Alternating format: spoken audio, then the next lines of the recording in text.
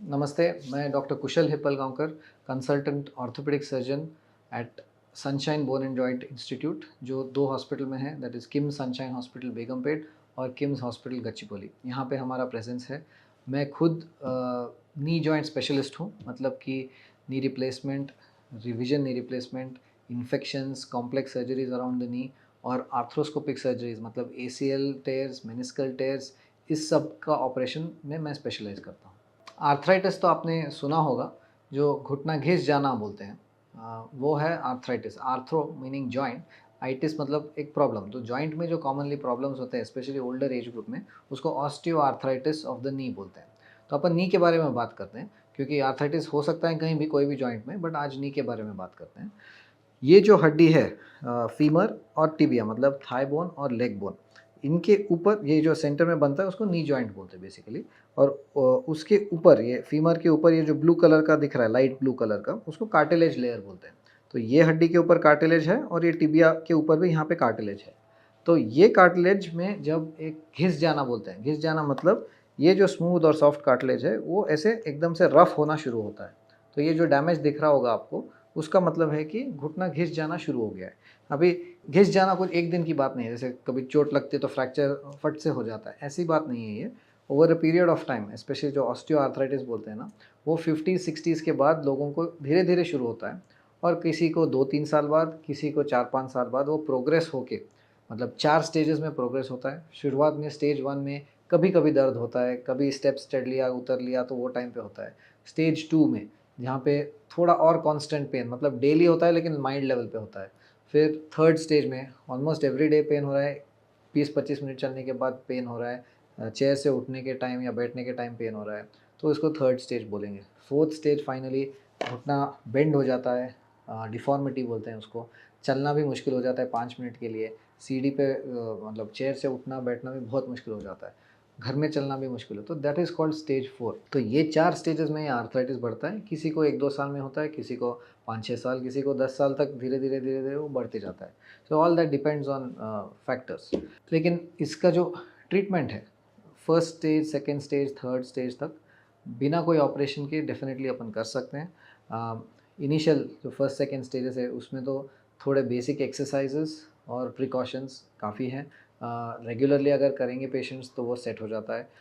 Exercises तो हम बताएंगे यहाँ पे हॉस्पिटल में, फिजियोथेरेपिस्ट एक्सप्लेन करेंगे और उस हिसाब से आपको करना है। प्रिकॉशंस ये हैं कि नीचे पालथी मार के बैठना नहीं है, जो स्क्वाटिंग पोजीशन है, इंडियन टॉयलेट जो पोजीशन है वो करना नहीं है, पद्मासना, वज्रासना, ऐसे पोजीशंस आपको अवॉइड करने हैं।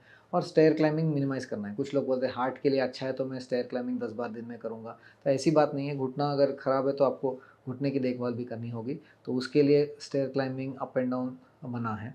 तो ये इनिशियल फेजेस में अगर ये प्रिकॉशंस ले लिए और एक्सरसाइजेस समझ लिए और बेसिक सप्लीमेंट जो डॉक्टर बोलेंगे वो ले लिए, तो आप ये स्टेजेस का प्रोग्रेशन रोक सकते हैं। ये हो गया फर्स्ट 2 स्टेजेस का। थर्ड स्टेज में भी बेसिक ट्रीटमेंट यही है। कुछ लोगों को कभी-कभी जब ये सब काम में नहीं है तो कभी कोई इंजेक्शन दे सकता है, कभी कोई उसके लिए स्पेशल ब्रेसेस दे देंगे। तो थोड़ा-सा वेरिएबल है treatment, but basic treatment is the same. Finally जब फोर्थ स्टेज में आ जाता है तो ये ऐसे टाइप का ऑपरेशन करना पड़ता है, उसको बोलते हैं नी रिप्लेसमेंट सर्जरी। ये जो हड्डी यहाँ पे दिख रही है, वो जो ख़राब हुई हड्डी और कार्टिलेज है, उसको तोड़ के एक स्पेशल इम्प्लांट बिठाया जाता है, इसको बोलते हैं मेटल इम्प्लांट। तो इसको टोटल नी रिप्लेसमेंट सर्जरी या पार्शियल नी रिप्लेसमेंट सर्जरी, ये 2 होती हैं। तो वो जो आपको सूटेबल रहेगा वो करेंगे। अब ये जो सर्जरी है, इतने सालों तक नॉन नॉन रोबोटिक, मतलब कन्वेंशनल मेथड से की जाती थी, जहाँ डॉक्टर पूरा और सर्जन पूरे कंट्रोल से वो बोन काट के मेटल इम्प्लांट बिठाता था। लास्ट फ्यू इयर्स में नया टेक्नोलॉजी है, रोबोटिक टेक्नोलॉजी, जिससे कि वही पेशेंट का परफेक्ट प्लानिंग करके रोबोट असिस्टेंट्स लेके, ऐसे नहीं कि रोबोट सर्जरी करेगा, सर्जरी करता है, लेकिन रोबोट के गाइडेंस से और हेल्प के साथ मोर एक्यूरेट सर्जरी हो सकती है ये चीज़।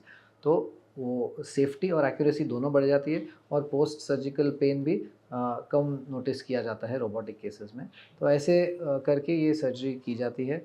और पोस्ट सर्जरी अपन एक्सपेक्ट कर सकते हैं कि ये इम्प्लांट 15 से 20 साल टिकना चाहिए।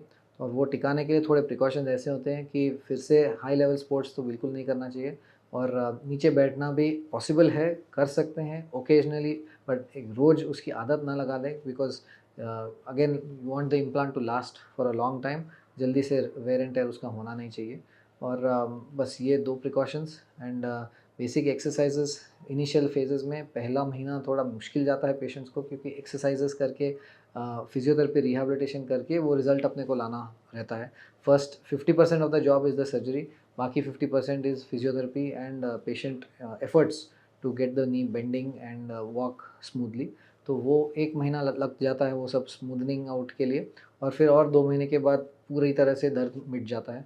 आफ्टर 3 मंथ्स 6 मंथ्स टोटली वो पेन फ्री हो जाता है patient, and then they can do all the regular activities. रह गई बात इम्प्लांट का लाइफ, मैंने बताया 15 टू 20 ईयर्स। और ऐसे नहीं कि अगर आप 50 या 55 ईयर्स के ही हैं और 15 साल में वो इम्प्लांट का लाइफ ख़त्म हो गया तो फिर और कोई सोल्यूशन नहीं है, ऐसा नहीं है।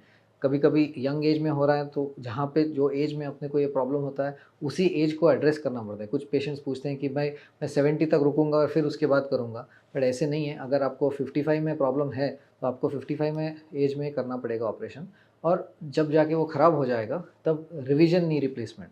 तो ये रिवीजन नी रिप्लेसमेंट मतलब यही इम्प्लांट निकाल के एक इम्प्लांट बिठा सकते हैं, और वो उसका भी फिर रिज़ल्ट अच्छा ही होता है, 10-15 साल वो भी टिक जाता है। So that's not a problem. तो ये हो गया स्टोरी नी रिप्लेसमेंट, रोबोटिक्स और रिवीजन नी रिप्लेसमेंट।